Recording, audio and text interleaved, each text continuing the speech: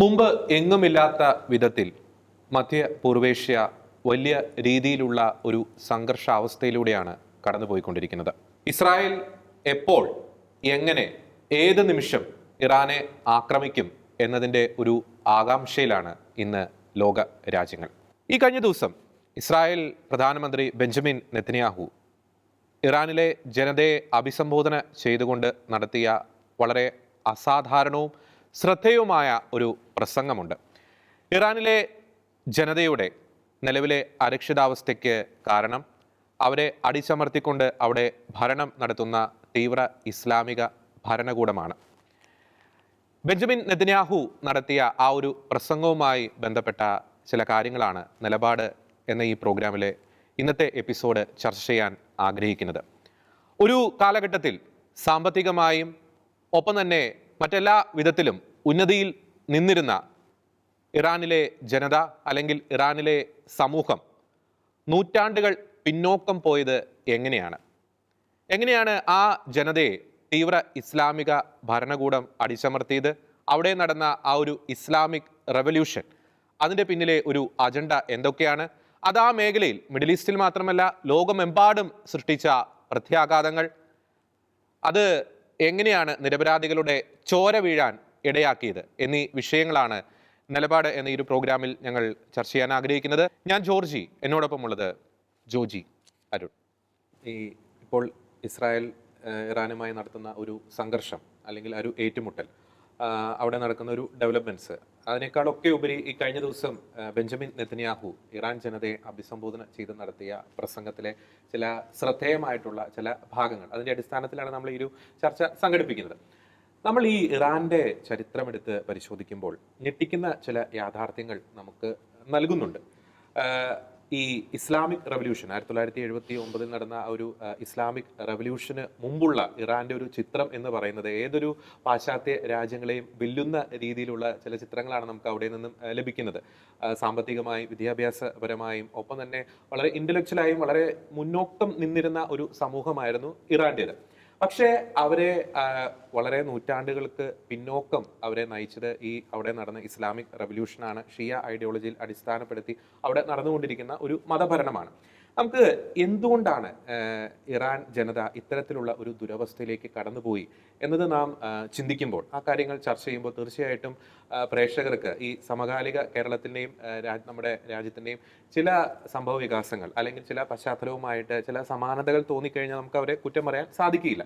നമുക്ക് ഒറ്റ വാചകത്തിൽ ഈ ഇറാനിൽ നടന്ന ആ ഒരു അട്ടിമറി, മതപരമായിട്ടുള്ള ഒരു അട്ടിമറിയെ നമുക്ക് വിശേഷിപ്പിക്കാൻ സാധിക്കും. അതായത് ഒരു ആന്റി വെസ്റ്റ് ആ ഒരു വികാരത്തിൽ ചാലിച്ചെടുത്ത ലെഫ്റ്റ് പ്ലസ് ഇസ്ലാമിസ്റ്റ് ആ ഒരു ഡെഡ്ലി കോമ്പിനേഷൻ, അതാണ് ആ ഒരു മനോഹരമായിട്ട് മുന്നോട്ട് പോയിക്കൊണ്ടിരുന്ന ഒരു രാജ്യത്തെ പിന്നോട്ടടിച്ചത്.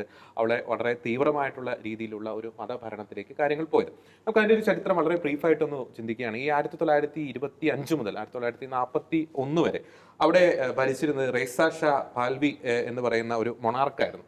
അദ്ദേഹം വളരെ വലിയ രീതിയിലുള്ള സോഷ്യൽ എഡ്യൂക്കേഷണൽ റിഫോംസ് അവിടെ കൊണ്ടുവന്നിരുന്നു. പിന്നീട് 1941 അദ്ദേഹത്തിന്റെ മകനെ, ഈ പറയുന്ന സോവിയറ്റ് യൂണിയന്റെ ഒരു ഇൻവേഷൻ നടക്കുന്നു, അദ്ദേഹത്തിന്റെ മകനെ അവിടെ അധികാരത്തിൽ വരുന്നു. 1953 ഈ സിയുടെ നേതൃത്വത്തിൽ അട്ടിമറി നടക്കുന്നു, അദ്ദേഹത്തിന്റെ മകൻ കൂടുതൽ ശക്തി പ്രാപിക്കുന്നു. അപ്പോൾ എടുത്തു പറയേണ്ട ഒരു കാര്യമുണ്ട്, അവർ അവിടെ കൊണ്ടുവന്ന, ആ സമൂഹത്തിൽ കൊണ്ടുവന്ന വളരെ പുരോഗമനപരമായിട്ടുള്ള പല ആശയങ്ങളും, അത് വിദ്യാഭ്യാസ മേഖലയിലായിക്കോട്ടെ, സാമ്പത്തിക മേഖലയിലായിക്കോട്ടെ, അല്ലെങ്കിൽ മറ്റ് പല മേഖലയിലായിക്കോട്ടെ, അത് വലിയ രീതിയിൽ ആ രാജ്യം ഗുണം ചെയ്തു. പക്ഷെ എടുത്തു പറയേണ്ട ഒരു കാര്യമുണ്ട്, അവരുടെ എല്ലാ കാര്യം നമുക്ക് അതേപടി അംഗീകരിക്കാൻ സാധിക്കില്ല. അത് അവർ നടപ്പാക്കിയ ചില രീതികളിൽ നമുക്ക് ചില വിമർശനങ്ങൾ ഉന്നയിക്കേണ്ടി വരും. പക്ഷേ അത്തരത്തിലുള്ള റിഫോംസ് അവിടെ ഒരു മതപണ്ഡിത സമൂഹത്തെ വളരെയധികം ചൊടിപ്പിച്ചിരുന്നു.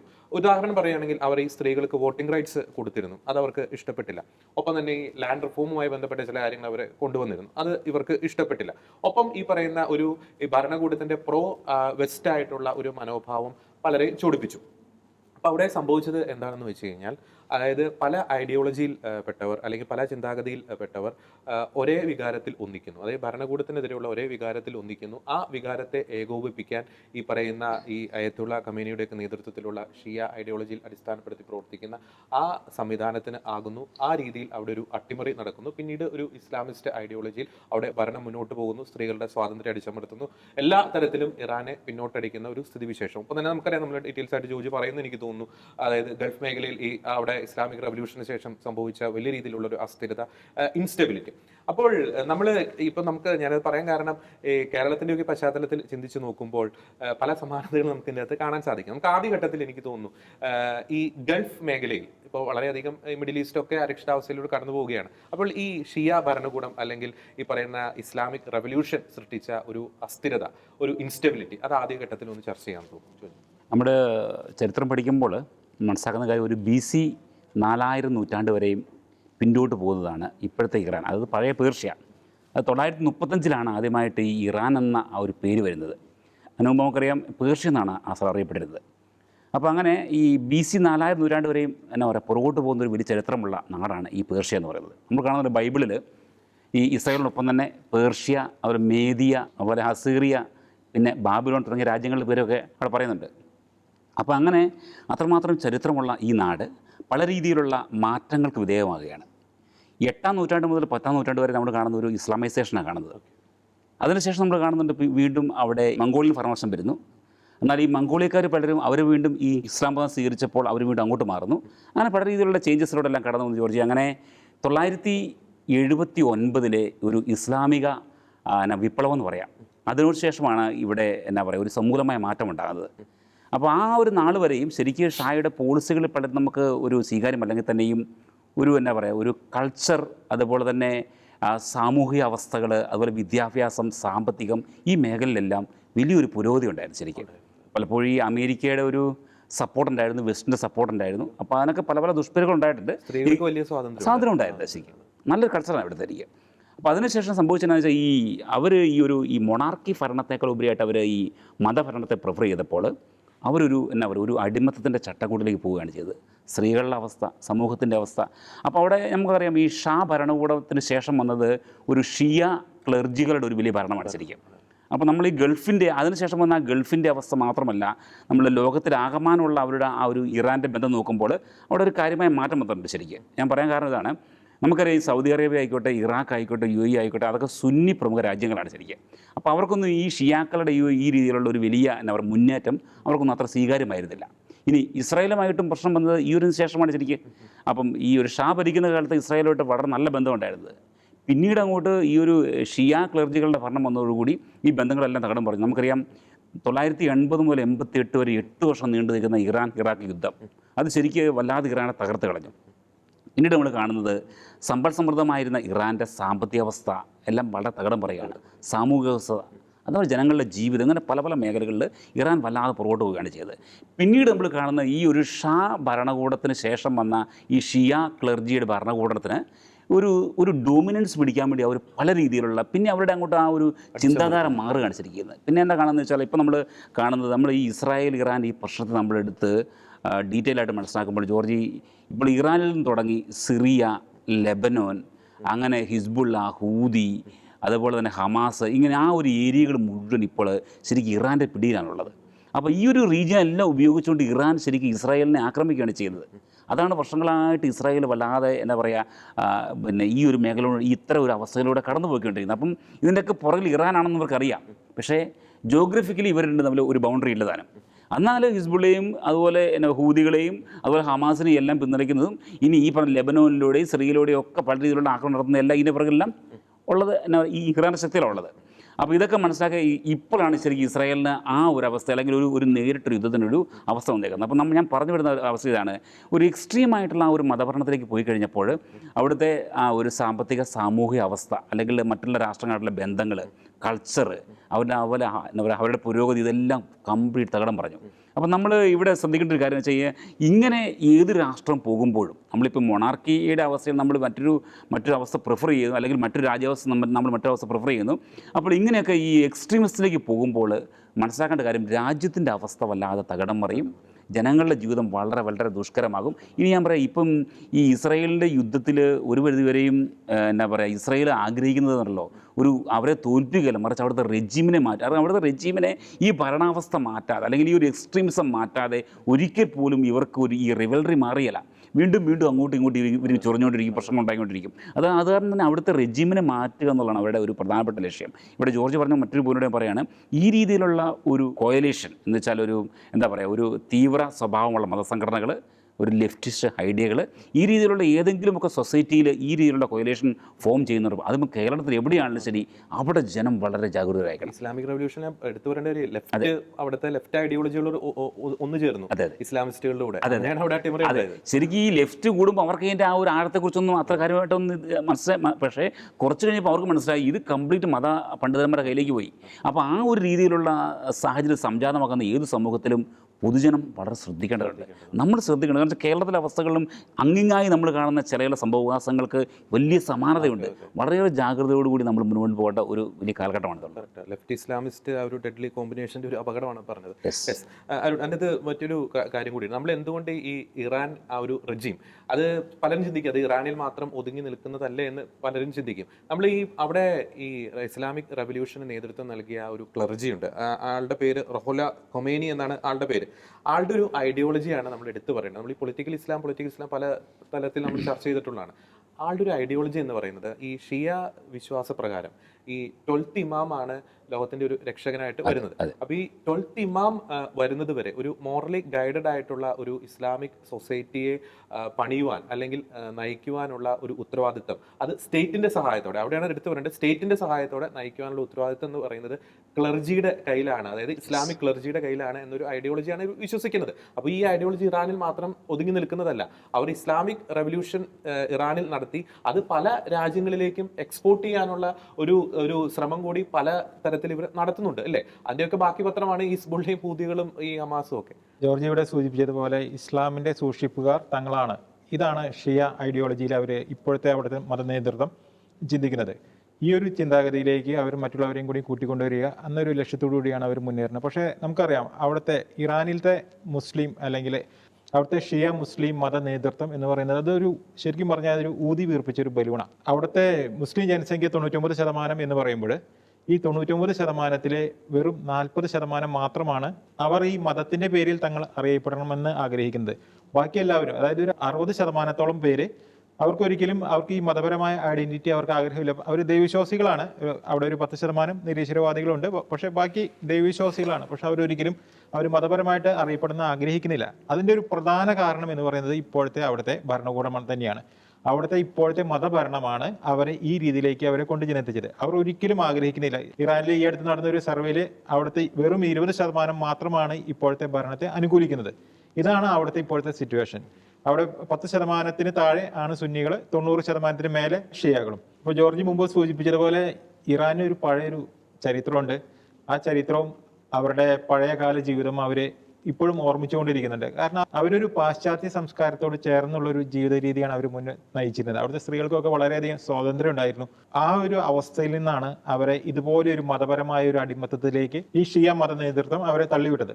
അതായത് ആ 1979-ലെ ഇസ്ലാമിക് റവല്യൂഷന് ശേഷം ആ രാജ്യത്തിന്റെ അവസ്ഥ മാറി മറിയുകയാണ്. അതുകൊണ്ട് തന്നെ അവര് ഇപ്പോഴും ആഗ്രഹിക്കുന്നത് എങ്ങനെയെങ്കിലും ഈ ഭരണത്തിൽ നിന്ന് അല്ലെങ്കിൽ ഈ മതഭരണത്തിൽ നിന്ന് അവർക്കൊന്ന് പുറത്തു കടക്കാനുള്ള ഒരു വലിയൊരു ആഗ്രഹമുണ്ട്. അതുകൊണ്ട് തന്നെയാണ് ഇത്രയും ധൈര്യപൂർവ്വം നെതന്യാഹു ആ രാജ്യത്തെ അഭിസംബോധന ചെയ്യുന്നത്. ഒന്ന് ഓർക്കണം, നെതന്യാഹു ഒരു മുസ്ലിം മത നേതാവോ ഏതെങ്കിലും രാഷ്ട്രത്തലവനോ അല്ല.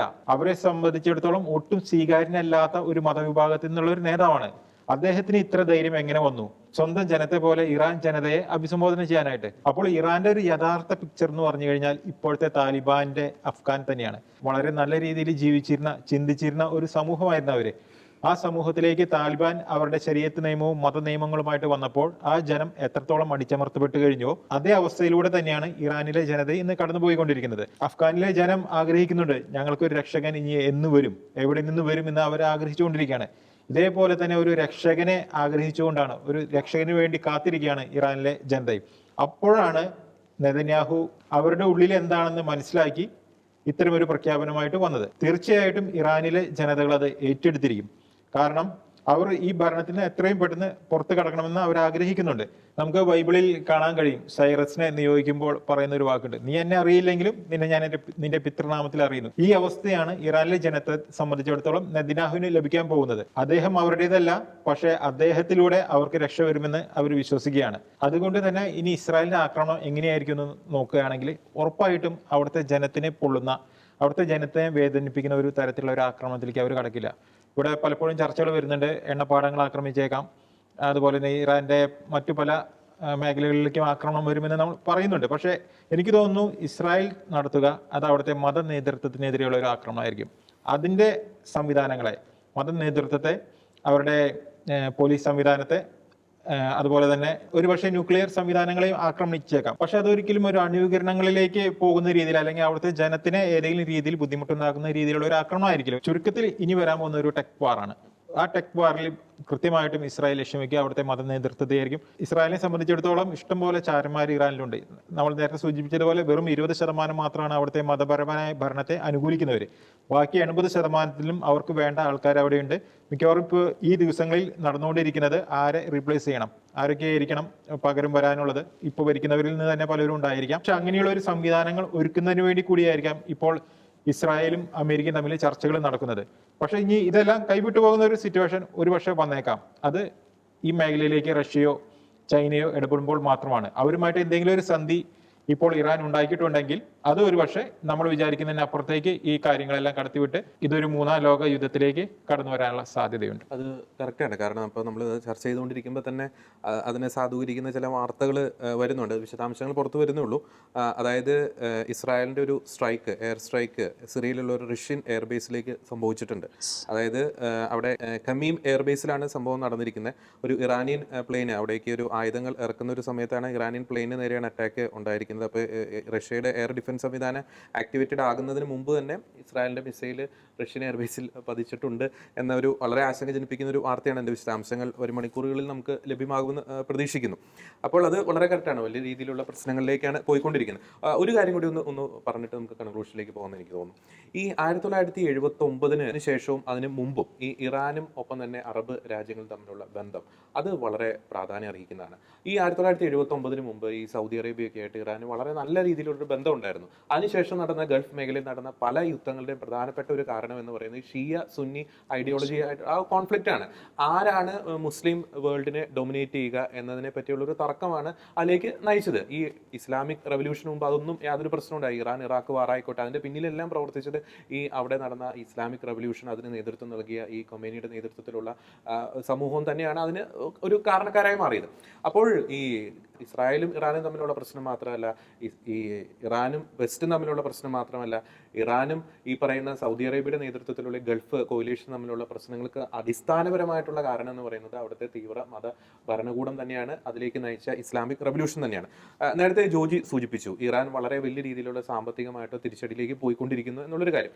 പ്രധാനപ്പെട്ട ഒരു കാരണം എന്ന് പറയുന്നത് ഈ ഇസ്ലാമിക് റെവല്യൂഷൻ നടന്നതിന് ശേഷം അവിടെ ഈ ഗൾഫ് കോയിലേഷൻ ഉണ്ടായത് ഞാൻ പറഞ്ഞു, ഈ സുന്നി രാജ്യങ്ങളുടെ നേതൃത്വത്തിൽ. അപ്പോൾ അതിനെ കൗണ്ടർ ചെയ്യാൻ വേണ്ടിയിട്ട് ഇവർ ഒരു ആക്സിസ് ഓഫ് റെസിസ്റ്റൻസ്, ഷിയ ഐഡിയോളജിയിലുള്ള ചില ഗ്രൂപ്പുകളുടെ നേതൃത്വത്തിലുള്ള ആക്സിസ് ഓഫ് റെസിസ്റ്റൻസ്, 6ഓളം രാജ്യങ്ങൾ, ഏകദേശം 12ഓളം ഷിയ ഐഡിയോളജിയിൽ പ്രവർത്തിക്കുന്ന ഭീകര സംഘടനകൾക്കാണ് ഈ ഇറാൻ ഈ ഫണ്ടും ആയുധവും എല്ലാം നൽകുന്നത്. ഈ US സ്റ്റേറ്റ് ഡിപ്പാർട്ട്മെന്റ് ഒരു കണക്കനുസരിച്ച് ഈ ഹിസ്ബുള്ളയ്ക്ക് ആനുവലി $700 മില്യൺ ഇവർ നൽകിക്കൊണ്ടിരിക്കുന്നത്. ഇപ്പോൾ ഈ ഇസ്രായേൽ കൊലപ്പെടുത്തിയ ഹസൻ നസറുള്ള ഒരു റാലിയിൽ പറഞ്ഞൊരു കാര്യമുണ്ട്, Hezbollah's budget everything it eats and drinks its weapons and rockets comes from the Islamic Republic of Iran. അതായത് സ്വന്തം രാജ്യത്തെ ജനങ്ങൾ നികുതി പണം ഉപയോഗിച്ചാണ് ഈ തീവ്രവാദികൾ ചെല്ലും കൊടുത്തവരെ വളർത്തുന്നത്. അപ്പോൾ ഇറാനിലെ തീർക്കുക എന്നല്ല, നമ്മൾ ഓർക്കുക, ഇസ്രായേൽ ഇറാനെതിരെ അടിക്കുമ്പോൾ ഇറാൻ ജനതയെ തീർക്കുകയല്ല, ഇറാൻ ജനതയെ അടിച്ചമർത്തിക്കൊണ്ട് അവിടെ ഭരണം നടത്തുന്ന തീവ്ര ഇസ്ലാമിക ഭരണകൂടത്തെ എന്നേക്കുമായി ഇല്ലായ്മ ചെയ്യുക എന്ന ലക്ഷ്യത്തോടെയാണ് ഇസ്രായേൽ പ്രവർത്തിക്കുന്നത്. ജോർജി, അപ്പം നമ്മൾ ഇപ്പം മാധ്യമങ്ങളിൽ കാണുന്നത് അല്ലെങ്കിൽ പൊതുവെ പറയുന്നത് വെച്ചാൽ വെസ്റ്റ് ഏഷ്യയിലെ മെയിൻ പ്രശ്നക്കാർ അല്ലെങ്കിൽ ത്രെറ്റ് ശരിക്കും ഇസ്രായേലാണ് പറയുന്നത്. എല്ലാത്തിനും കുഴപ്പത്തിനും കാരണം അവരവിടുത്തെ പാലസ്തീനികളെ അവിടുന്ന് ഓടിക്കുന്നു, അവർ കുഞ്ഞുങ്ങളെ കൊല്ലുന്നു, സ്ത്രീകളെ കൊല്ലുന്നു, യുദ്ധത്തിലേക്ക് വഴിച്ചഴയ്ക്കുന്നു. പക്ഷേ ശരിക്കും നമ്മളിതിൻ്റെ ചരിത്രം പഠിക്കുമ്പോൾ മനസ്സിലാകുന്നത്, അല്ലെങ്കിൽ നമ്മുടെ ആ സത്യാവസ്ഥയിലേക്ക് പോകുമ്പോൾ മനസ്സിലാകുന്നത് വെച്ചാൽ വെസ്റ്റ് ഏഷ്യയിലെ മെയിൻ ത്രെറ്റ് എന്ന് പറയുന്നത് ഇറാനാണ് ശരിക്കും. അല്ലെങ്കിൽ ഇറാനേക്കാൾ കൂടുതലായിട്ട് അവരുടെ ആ ഒരു എക്സ്ട്രീമിസ്റ്റ് ആയിട്ടുള്ള അല്ലെങ്കിൽ ഈ ഷിയ റെജീം അവർ കൈക്കൊള്ളുന്ന അവരുടെ ഓരോരോ നടപടികളാണ്, അവരുടെ ആശയമാണ് ശരിക്കും. അപ്പോൾ ഞാൻ പറയുകയാണ് ഈ ശരിക്കും അവിടുത്തെ ആ റെജീം മാറിക്കഴിഞ്ഞാൽ, അല്ലെങ്കിൽ ഇറാൻ ഒന്ന് ശാന്തമായാൽ, അല്ലെങ്കിൽ ഇറാനിലെ ആ ഒരു ഭരണകൂടം മാറി ചിന്തിച്ചു കഴിഞ്ഞാൽ അവിടുത്തെ പ്രശ്നങ്ങളുടെ ശരിക്കും അത് ഒരു സാധാരണ രീതിയിൽ പോകുന്നുള്ളൂ. അപ്പോൾ അതിപ്പം 2 സ്റ്റേറ്റ് സൊല്യൂഷൻ ആണെങ്കിലും അല്ലെങ്കിൽ മറ്റെന്തെങ്കിലും ഒരു പീസ്ഫുൾ ആയിട്ടുള്ള മറ്റേതെങ്കിലും ഒരു നെഗോഷിയേഷൻ ആണെങ്കിലും എല്ലാം നടക്കും. പക്ഷേ അതിനൊക്കെ ഏറ്റവും പ്രധാനമായിട്ട് വേണ്ടത് ഈ തീവ്ര ആശയങ്ങൾ ഒഴിവാക്കുക. ഇങ്ങനെ ഈ തീവ്രവാദികളെ, പ്രോക്സികളെ കോടിക്കണക്കിന് ഡോളർ കൊടുത്ത് അവരെ തീറ്റിപ്പോറ്റുന്നു, അവർക്ക് ആയുധം കൊടുക്കുന്നു, അവരെ സകല രീതിയിലുള്ള ദുഷ്ടതകൾക്കും അവരെ പറഞ്ഞു വിടുന്നു, അവർക്കെല്ലാം സപ്പോർട്ട് കൊടുക്കുന്നു, അതിൻ്റെ പുറമെ ആക്രമിക്കുകയും ചെയ്യുന്നു.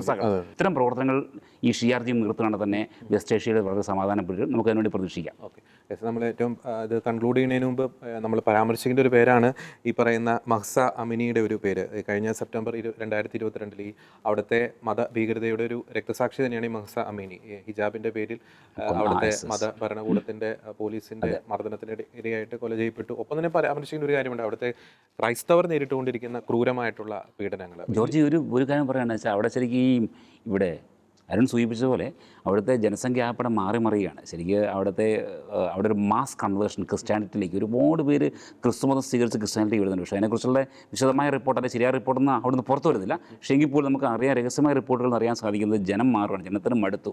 ഇന്നത്തെ ഈ ഒരു രീതിയിലുള്ള തത്വ ആശയങ്ങളെല്ലാം മടുത്തു, ജനം മാസമായിട്ട് കൺവേർഷൻ നടത്തുകയാണ്. അപ്പോൾ ക്രിസ്ത്യാനിറ്റിയിലേക്കെല്ലാം അവർ കടന്നു വന്നിരിക്കുകയാണ്. ഒപ്പം തന്നെ ഈ പറയുന്ന ഇസ്രായേലിനെ സപ്പോർട്ട് ചെയ്യുന്ന അല്ലെങ്കിൽ വെസ്റ്റിനെ സപ്പോർട്ട് ചെയ്യുന്ന അവിടുത്തെ തീവ്ര മത ഭരണകൂടത്തെ എതിർക്കുന്ന ഒരു ന്യൂ ജനറേഷൻ അവിടെ ഉയർന്നുകൊണ്ടിരിക്കുന്നുണ്ട്. അത് ഇവിടുത്തെ പല മാധ്യമങ്ങൾ അത് വാർത്തയാക്കുന്നില്ല എന്നതാണ് മറ്റൊരു സത്യം. ഇന്നത്തെ ഈ ഒരു എപ്പിസോഡിൻ്റെ ഒരു അവസാന ഘട്ടത്തിലെത്തുമ്പോൾ ഞങ്ങൾക്ക് പറയാനുള്ള നിലപാട് ഇതാണ്. പലപ്പോഴും കേരളത്തിലെ പല മാധ്യമങ്ങളും ഇവിടുത്തെ സാംസ്കാരിക നായകരും പല രാഷ്ട്രീയ നേതാക്കളും പറയുന്ന അല്ലെങ്കിൽ പ്രചരിപ്പിക്കുന്ന ഒരു വസ്തുതാവിരുദ്ധമായിട്ടുള്ളൊരു കാര്യമുണ്ട്. മിഡിൽ ഈസ്റ്റിലെ എല്ലാ പ്രശ്നങ്ങൾക്കും കാരണം ഇസ്രായേലാണ്, അല്ലെങ്കിൽ ഇസ്രായേലാണ് അവിടുത്തെ എല്ലാ സംഘർഷങ്ങൾക്കും ഉത്തരവാദി എന്ന തരത്തിലേക്കാണ് കാര്യങ്ങൾ ചിലർ കൊണ്ടുചെന്ന് എത്തിക്കുന്നത്. പക്ഷേ ചരിത്രം പരിശോധിക്കുമ്പോൾ സമകാലിക സംഭവ വികാസങ്ങൾ മധ്യപൂർവേഷ്യയുമായി ബന്ധപ്പെട്ട് വെസ്റ്റ് ഏഷ്യയുമായി ബന്ധപ്പെട്ട് നാം ചരിത്രം പരിശോധിക്കുമ്പോൾ കൃത്യമായിട്ട് നമുക്കൊരു കാര്യം മനസ്സിലാക്കാൻ സാധിക്കും. മിഡിൽ ഈസ്റ്റിൻ്റെ മാത്രമല്ല ലോകത്തെ മുഴുവൻ വലിയ രീതിയിലുള്ള ഒരു അരക്ഷിതാവസ്ഥയിലേക്ക്, അസമാധാനത്തിലേക്ക് നയിച്ചുകൊണ്ടിരിക്കുന്നത്, അതിൻ്റെ പിന്നിൽ പ്രവർത്തിക്കുന്ന ഒരു പ്രധാനപ്പെട്ട ചാലക ശക്തി എന്ന് പറയുന്നത് ഇറാനിലെ തീവ്ര മത ഭരണകൂടമാണ്. പ്രത്യേകിച്ച് അയത്തുള്ള ഖമീനിയുടെ നേതൃത്വത്തിൽ അവിടെ നടക്കുന്ന തീവ്ര മത ഭരണം തന്നെയാണ്. അവരാണ് പല തീവ്രവാദ സംഘടനകൾക്കും പല രീതിയിലുള്ള സാമ്പത്തിക സഹായവും ആയുധങ്ങളും മറ്റും നൽകിക്കൊണ്ട് വലിയ രീതിയിലുള്ള കൊലപാതകങ്ങളിലേക്കും അക്രമ സംഭവങ്ങളിലേക്കും പല പ്രദേശങ്ങളെയും നയിക്കുന്നത്. അതുകൊണ്ട് തന്നെ ഇറാനിലെ ആ തീവ്ര മത ഭരണകൂടത്തെ നിലയ്ക്ക് നിർത്തേണ്ടത് അല്ലെങ്കിൽ അവരെ ഇല്ലായ്മ ചെയ്യേണ്ടത് ലോകത്തിൻ്റെ തന്നെ വലിയൊരു ഉത്തരവാദിത്തമാണ്. ആ ഒരു ഉത്തരവാദിത്തമാണ് ഈ ഒരു ഘട്ടത്തിൽ ഇസ്രായേൽ ഏറ്റെടുത്തിരിക്കുന്നത്. ഇസ്രായേൽ ഏറ്റെടുത്തിരിക്കുന്ന ലോക സമാധാനത്തിനായിട്ട് അല്ലെങ്കിൽ ആ തീവ്ര മത ഭരണകൂടത്തെ, ഇസ്ലാമിക തീവ്രവാദത്തെ ഇല്ലായ്മ ചെയ്യുവാൻ ഇസ്രായേൽ ഏറ്റെടുത്തിരിക്കുന്ന ആ ഒരു ദൗത്യത്തിന് ഒരു പിന്തുണ നൽകുവാനുള്ള ഒരു വലിയൊരു അവസരമാണ് അല്ലെങ്കിൽ ഒരു ദൗത്യമാണ് ഈ ഒരു ഘട്ടത്തിൽ ലോക രാജ്യങ്ങൾ നിർവഹിക്കേണ്ടത് എന്ന ആ ഒരു നിലപാട് പ്രഖ്യാപിച്ചുകൊണ്ട് ഇന്നത്തെ ഈ ഒരു പ്രോഗ്രാം ഞങ്ങൾ വൈൻഡപ്പ് ചെയ്യുന്നു. മറ്റൊരു വിഷയത്തിലെ നിലപാടുമായി ഞങ്ങൾ വീണ്ടും വരുന്നതായിരിക്കും. എല്ലാ പ്രിയപ്പെട്ട പ്രേക്ഷകർക്കും നന്ദി.